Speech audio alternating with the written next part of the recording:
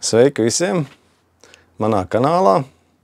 Šodien rubrika Viskas un parunāsim par sābiņiem, par sābu markas automašīnām.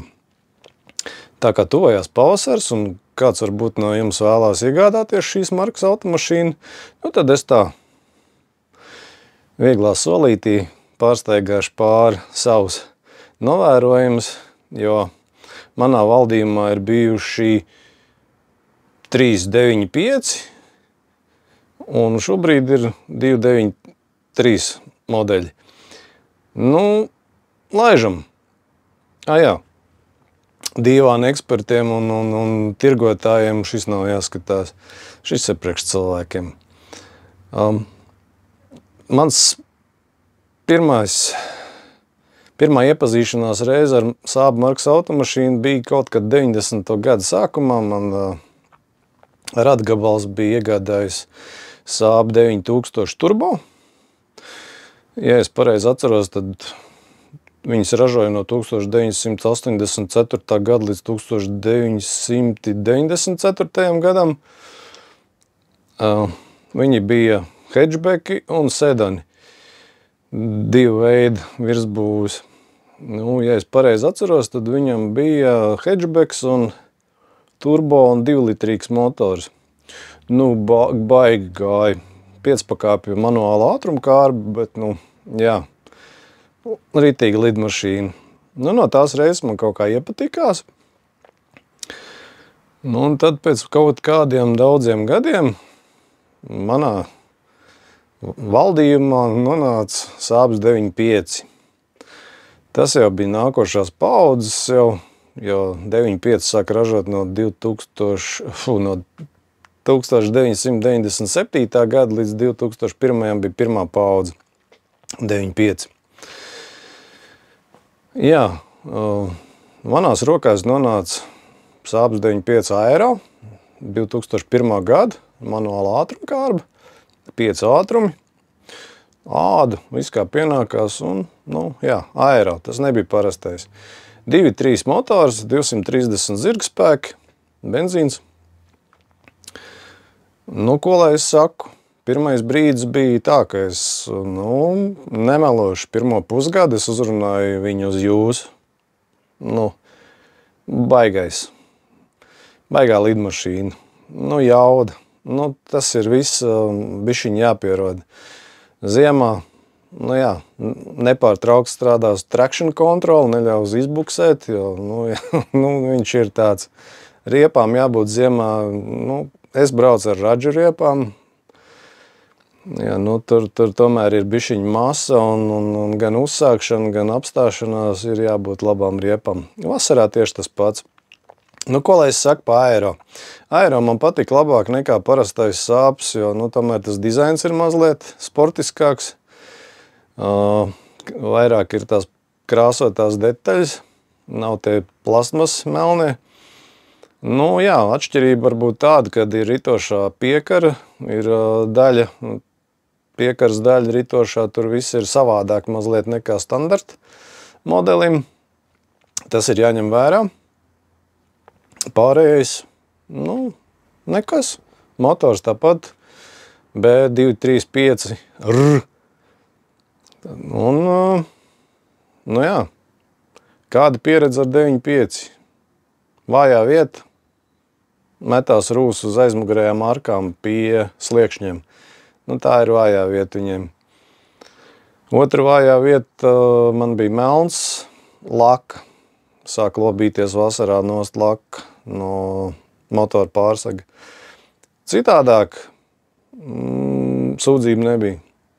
Pēc iegādāšanās uztaisīja pilnu apkopu, visas eļas, filtri, bremžu eļas, kluči, diski, jā.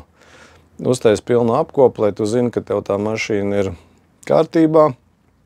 Jā, runājot par dzinējiem. Dzinēji ir izturīgi, bet ir regulāri jāmaina eļas, jo tie ir turbo motori. Turbo motoriem tomēr ir jāsako līdzā. Ja ražotājs varbūt tās saka, brauciet 15 000, es mainīju 8 vai 10 000 kilometru intervālā eļas. Kas vēl? tā, ko uz sitienu atceros.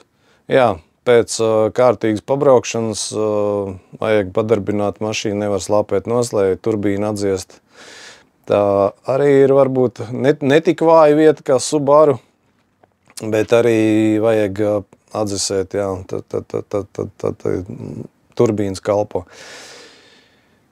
Vairs nav tik vājas tās turbīnas, kā bija 9000. Es atceros, Rada gabalam tur arī bija kaut kādas problēmas, tur sāk kūpēt, tur blīvslēgi nu, tie bija 90. gadu sākums, bija bišķiņ problemātiski ar rezervas daļām un cenas. Jā. Nu, tur bija kosmos. Runājot par izmaksām, nav vēlns tik melns kā mālē. Sāpes nav dārgas eksploatācijā un arī rezervas daļās. Nu, tas varbūt tās bija kādreiz. Kādreiz visam bija cenas, tagad ne. Ir, protams, kā es teicu, ir standarta versija no Aero atšķirās, un tur ir bišķiņ jāpaskatās līdzā servisa ceļiem pēc kataloga. Nu, nebūs tā, ka standartam viss tur ies, bet tā citādāk nekāda problēma. Nu ko, nu tad tā mašīnīt man nokalpoja kādu laiku, un tad manā rīcībā nāca nākošais modelis, kas nāca no 2001. līdz 2005. gadam. Nu, man tas patika vislabāk. Arī bija sedans. Pirmais bija sedans, otrs arī bija sedans. Bet šis bija automāts, un šim bija 250 zirgspēku motors. Nu, tā kā es jau pie tā 230 bija pieredzis, tad tas 250 tur neko. Nu, automāts, jā. Patēriņš pirmajam tāpatās ir vidēji ap 10, bet, nu, pilsētas režīms 12, 13, pa šosei braucot var dabūt 7, 8. Nav tik traki. Nu, protams, baigi nebirot. Automāts. Tieši tāpat, ja brauc standarta režīmā, būs tieši tas pats. Es rēķināju vidēji 10. Nu, tā 10, 11 mierīgi. Protams, ja tur iespauž sporta režīmā kārbu, viņš ir asāks, ir patīkamāk tā, nu, braukt, bet tur uzreiz ir bišķiņ klāt, jā. Nu, ko par to? Ar neko nevar slikti teikt. Iet lopā, kā mintā aizlido. Protams, eļļa maiņa, vispārējais. Nu jā, un tad manā rīcībā vēl nonāca Saabs 95 universāls. Ja 9000 ražoja hatchbacks un sedanus, tad 95 sākās universāļi un sedani. Jā, baigi lielais. Baigi lielais. To jūs ņemiet vērā, ja jums ir nepieciešams saimniecībā ģimenei lielais universāls. Tur uzreiz būs transporta nodeva nākošā. Ja sedanam ir viena, tad tur jau būs nākošais plaukts. Nu, it kā 70 kg, man liekas, starpība, ja es pareizi atceros, bet jau, jā, bikses nost uzreiz. Ietilpīgs, stabils, nu, ir ok. Viņi iet, es saku, ar sedanu arī ir pamēģināts 200 stabili, bez aizdus, forši, patīkam braukt, dinamiski mašīna, forši. Nu jā. Bet tas melnais, tas universāls man bija kā rezervas variants un tāds, kā latviski sakot, tik nojāta mašīna, es nebiju Saabu redzējis. Nu, es arī tikai pabraucu ar viņu kaut kādu gadu un atdevu viņu projām, jo sapratu, ka, nezinu. Tad manā pārvaldījumā nāca 93. Tas bija modelis, ko ražoja no 2001. līdz 2007. gadam. Arī sedaniņš, 2 litri benzīns, bet mazā turbīna. Jā, uzreiz pieskaroties pie 93, ja kādam ir interesi par 93 modeļiem, benzīnnieki tikai 2-litrīgie, lūdzu. 1,8, ko tirgotāji mēģina iesmērēt pa 2-litrīgo, nē. Uzreiz, iekāpjot automašīnā, panelī paskatieties, ja ir turbo rādītājs, tad to var ņemt. Ja nav, tad nevajag. Viņš it kā skaitās 1.8 turbo, bet viņi ir nevisai izdevušies dzinēji, tā kā benzīnnieks 2 litri. Vai mazā turbīna vai lielā turbīna, tam vairs nav starpība. Tur būs 175 zirgspēka vai 210, atliek tiem galiem priekš tā 9.3. Jā, otrs ir elektriskie un mehāniskie sēdekļi priekšā. Ja gribas sēdēt zemu un nebrauc, teiksim, ģimenes mašīnu, kur sieva ar vīru mainās, tad labāk var ņemt arī mehānisko sēdekli. Viņš iet zemāk. Elektriskais neiet tik zem. Tas ir tā, niansīt, ar ko var nākties saskarties. Kas vēl par 9.3? Jā, tie, kas no 2001. līdz 2007. nāca, bija arī 2,8 litru versija V6 motori. Tie arī nav izdevušies. Ar tiem arī nevajag. Pēc tam nāca no 2007. līdz 2014. Tos jau varēja ņemt. Tur jau tas ir faceliftiem modeļi un tur tos 2.8 motors varēja ņemt droši. Tie jau bija bērni kaits izslimojuši un viss kārtībā. Tas par 9.3. Atgriežoties pie 9.5. 2-litrīgie motori gāja, bet man liekas 2.3 bija labāk. Aero versija, priekš tā lielā ķermeņa. Bija dīzeļi, 2.2. Nevajag. Dīzeļus nevajag, tie nav ejoši, un bija 3-litrīgi arī V6 benzīnnieki. Arī ne. Tātad pie 9.5 2-litrīgais, 2.3. Dīzeļi, labāk nē. Tā gada labāk nē. 9.3. 1.9 dīzels, 2.2 arī nē. 1.9 dīzeli droši. Tā. Tad manā valdījumā atnāca vēl 1.9.3 no 2008. gada. Bet tas jau bija 1.9 TTID ar 2 turbīnām. Viņš skaitās biturbo vai kaut kā tā. Nav tā kā twin turbo, bet biturbo. Viņam ir viena mazāka turbīniņa, viena lielāka turbīniņa. Tas ir tāds dīzeļa auto, 180 zirgspēku standartā. Ko es varu teikt par to? Tas dīzeļa auto man atnāca tāpēc, ka kundzei vajadzēja pabraukāt gabaliņus.